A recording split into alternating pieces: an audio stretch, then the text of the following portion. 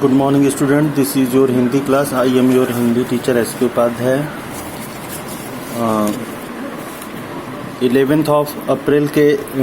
11th of July के lecture में हम लोगों ने क्षितिज गद्यखंड चैप्टर 4 सांवले सपनों की याद के प्रश्न उत्तर को जो है पढ़ा था और उसकी PDF भी आप लोगों को दी गई थी।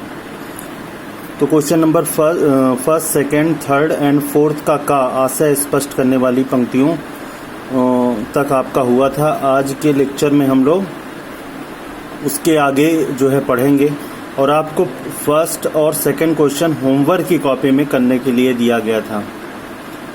उसमें क्योंकि NB और SC के मार्क्स भी आपको उस बिहाफ पर दिए जाएंगे, तो चाहे वो न्यू स्टूडेंट हो या पुराने स्टूडेंट, 2 कॉपी अपनी जैसे हमने बताया था एक क्षितिज गद्यखंड के लिए बनाएंगे तो उसका दो पार्ट कर लेंगे, यानी उसको 2 भाग में डिवाइड कर लेंगे। फर्स्ट पार्ट में गद्यखंड होगा, सेकंड पार्ट में काव्यखंड होगा, और दूसरा जो रजिस्टर बनेगा वो फर्स्ट पार्ट में आप लोग व्याकरण कर लोगे और सेकंड पार्ट में आप लोग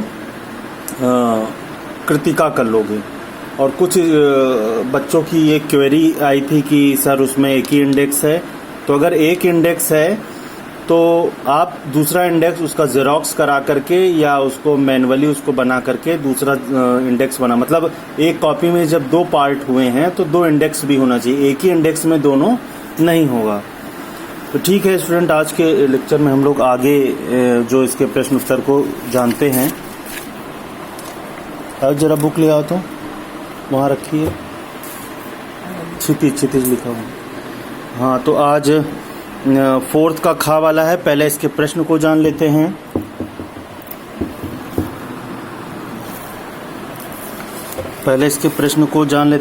वो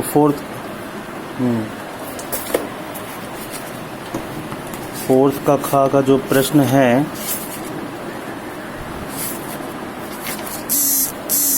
हाँ इसमें है आपका ये फोर्थ का खा, कोई अपने जिस्म की हरारत और दिल की धड़कन देकर भी उसे लौटाना चाहे तो वह पक्षी अपने सपनों के गीत दोबारा कैसे गा सकेगा। ये जो है फोर्थ का खा का जो है पंक्तियां दी, इसका आशय स्पष्ट करना है। तो देखिए ये आपका है उत्तर है, सालिम अली की तरह पक्षियों की सुरक्षा का भाव शायद ही किसी में हो। लेखक ने सालिम अली की तुलना ऐसे पक्षी से की है जो अपने जीवन की लंबी यात्रा के बाद मौत की गोद में सो गया था। सालिम अली को कोई भी अपने शरीर की गर्मी और दिल की धड़कन को देकर जिंदा नहीं कर सकता था। यहाँ लेखक का कहना है कि जिस प्रकार से सालिम अली ने नष्ट होती प्रकृति को बचाया था, संकट में पड़े हुए पशु पक्षियों को बचाया था, लेकिन जब सालिम अली के जीवन का अंत होना था तो उनको कोई व्यक्ति उनको बचा नहीं सकता था। मतलब अपने दिल की धड़कन को दे करके, अपने शरीर की गर्मी को दे करके सालिम अली के शरीर की रक्षा कोई नहीं कर पाया था। ये आपका चौथे के खा की पंक्तियां हैं। अब चौथे का गा की जो पंक्तियां, जिसका हमें आशय स्पष्ट करना है, सालिम अली प्रकृति की दुनिया में एक टापू बनने की बजाय अथाह सागर बनकर उभरे थे। टापू का मतलब इस प्रकृति की दुनिया में उनका जो महत्व था वो थोड़ा नहीं था, उनका महत्व बहुत ज़्यादा था।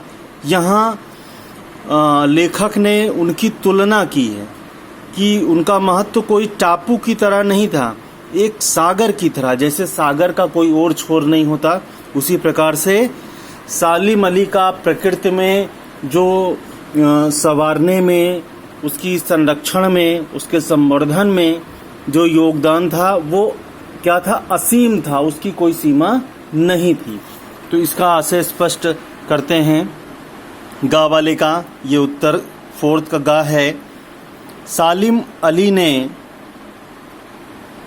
पक्षियों की खोज किसी स्थान विशेष पर रहकर नहीं की, उन्होंने स्वयं को किसी सीमा में नहीं बांधा।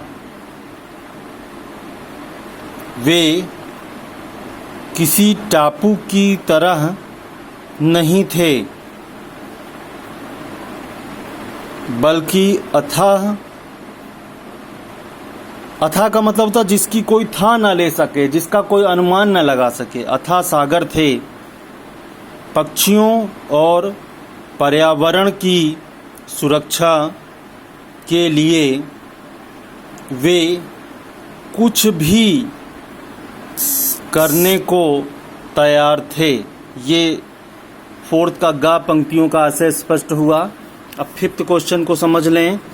इस पाठ के आधार पर लेखक की भाषा शैली की 4 विशेषताएं बताइए। मतलब इस पाठ को लिखने में लेखक ने किस प्रकार की भाषा शैली का प्रयोग किया है, उसके बारे में आपको लिखना है। सांवले सपनों की याद पाठ की भाषा शैली की विशेषताएं निम्नलिखित हैं।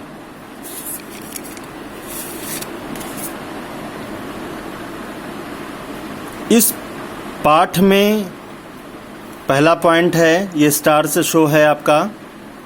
इस पाठ में लेखक ने मिश्रित का मतलब होता है मिली जुली शब्दावलियों का प्रयोग किया है। उन्होंने उर्दू तथा तद्भव और संस्कृत के मिले जुले शब्दों का प्रयोग किया है। अगला पॉइंट है, लेखक ने मुहावरों का प्रयोग करके पाठ में रोचकता ला दी है। मुहावरे से जो हमारा गद्य होता है वो और भी आकर्षण हो जाता है उसमें, और पाठक गण को या पढ़ने वालों को और भी उसमें रुचि मिलती है। जो नीरसता होती है वो कम हो जाती है। जैसे शब्दों का जामा पहनाना, आंखें नम होना, भाड़ फोड़ना, ये मुहावरे हैं आदि। अगला पॉइंट है, उन्होंने पाठ में जटिल और लंबे वाक्यों, जटिल का मतलब कठिन, लंबे का मतलब बड़े वाक्यों का प्रयोग किया है। जैसे एक वाक्य का जो है उदाहरण भी आपके लिए दिया गया है जो पाठ में है।